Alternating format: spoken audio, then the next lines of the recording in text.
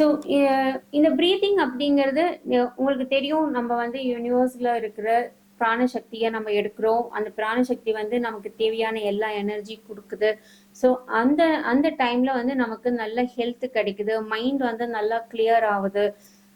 நிறைய வந்து நமக்கு மெமரி பவர் இதெல்லாமே கிடைக்கும் அப்படிங்கிறது தெரியும். ஸோ நிறைய பேர் மெடிடேஷன் பண்றவங்க பிரீத்திங் டெக்னிக் நிறைய யூஸ் பண்றாங்க. ஆனா ரொம்ப சிம்பிளா ஒன்று பண்ணலாம். எவ்ரி டே டெம்பரரியா நம்மளுடைய டாக்ஸின்ஸ் ரிமூவ் பண்ணி நம்மள ஹையர் செல்ஃபோட கனெக்ட் பண்ணிக்கிறது அப்படிங்கிறது ரொம்ப ரொம்ப பாசிபிலிட்டிஸை உருவாக்கி தரும். எவ்ரிடே காலையில நீங்க இந்த ஒரு சின்ன டெக்னிக்கை யூஸ் பண்ணி பாருங்க. அந்த டே ஃபுல்லாவே உங்களுக்கு ரொம்ப ஃப்ரெஷ்ஷா இருக்கும். அதே சமயத்துல நியூவா வந்து உங்களுக்கு நிறைய ஆப்பர்ச்சுனிட்டிஸ் உங்களுக்கு வர்றதை வந்து நீங்களே பார்ப்பீங்க.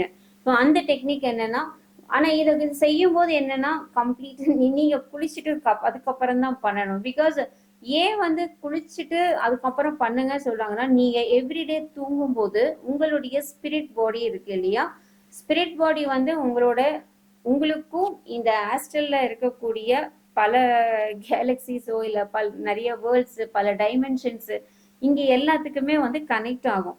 ஏன்னா அப்படி கனெக்ட் ஆகும்போது அங்க அங்க நீங்க மீட் பண்ற சில சில அட்மாஸ்பியர் எல்லாம் வந்து உங்களுக்கு ஓகே அப்படின்னு தோணும். ஆனா சில விஷயங்கள் என்னாகும்னா உங்களுக்கு ரொம்ப கஷ்டம் கொடுக்கக்கூடிய மாதிரியான சில நிகழ்வுகள் அங்க நடக்கும்.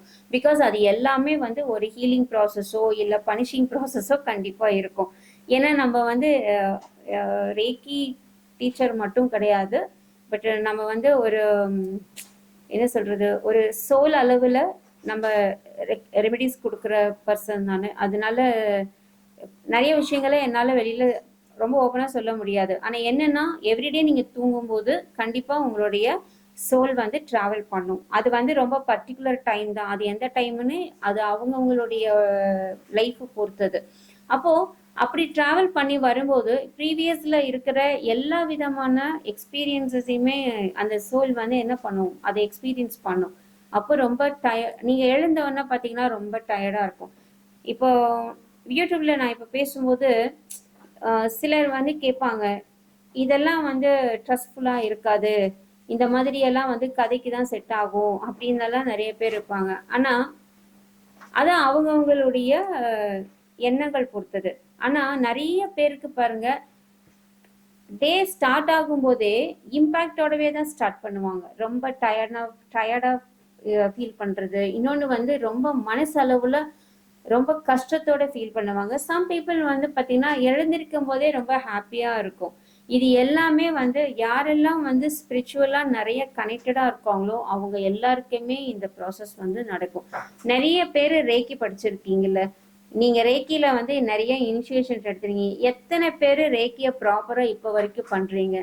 ரேக்கி பண்ணதுக்கு அப்புறம் 1 மாசம் கழிச்சு 2 மாசம் கழிச்சு, மேம் எங்களுக்கு வந்துட்டு ரேக்கியோடைய பவரே எங்களுக்கு தெரியல, ஆரம்பத்துல பண்ணும்போது நல்லா இருந்துச்சு, ஆனா அதுக்கப்புறம் வந்து நிறைய வந்து உடல் ரீதியா மன ரீதியான சில கஷ்டங்களை நான் ஃபேஸ் பண்ணிட்டு இருக்கேன், பட் இது என்னால வந்துட்டு சமாளிக்க முடியல அப்படின்னு சொல்றவங்க எத்தனையோ பேர் இருக்கீங்க.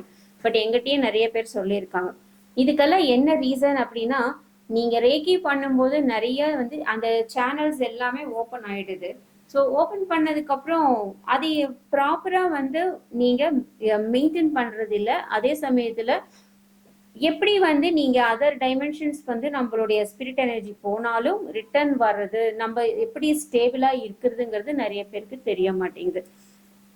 ஸோ எவ்ரி பர்சன்ஸ் ரேக்கி பண்ணின எவ்ரி பர்சன்ஸும் நைட்டு வந்து தூங்கும் போது ராமா சிம்பிளை பயன்படுத்தாம தூங்கவே கூடாது. ஏன் அப்படின்னா இந்த ராமா சிம்பிள் அப்படிங்கிறது வந்து நாட் ஓன்லி ஃபார் ஒரு உடம்புல ஒரு வலி வருது அதுக்காக நான் ரேக்கி கத்துக்கிட்டேன், அது கிடையாது விஷயம். ரேக்கிங்கிறதே வந்து பாத்தீங்கன்னா ஒரு மிகப்பெரிய ஒரு போர்ட்டல். அது அந்த போர்ட்டல் வந்து நீங்க ஓபன் பண்ணிட்டீங்க அப்படின்னா யூனிவர்ஸ்ல இருக்கிற எத்தனையோ எனர்ஜிஸ், அதுல நல்லதும் இருக்கும் கெட்டதும் இருக்கும், எல்லாமே உங்ககிட்ட வர்றதுக்கு ஆரம்பிச்சிடும். நான் இது வரைக்கும் ரேக்கினஸ் நீங்க ஒருவேளை யூடியூப்ல பாத்திருந்தீங்க அப்படின்னா, அந்த ரேக்கினால ஹீலிங் பண்ணலாம், பணம் வரும், ஹெல்த் வரும், இதெல்லாம் தான் சொல்லுவாங்க. பட் நான் சொல்ற ரீசன் வந்து என்டையர்லி டிஃப்ரெண்ட். இது வந்து டெய்லியும் நீங்க மீட் பண்ற சில சம்பவங்களை தான் நான் பேசிட்டு இருக்கேன். பிகாஸ் இதெல்லாம் வந்து நிறைய பேருக்கு தெரியறது இல்ல.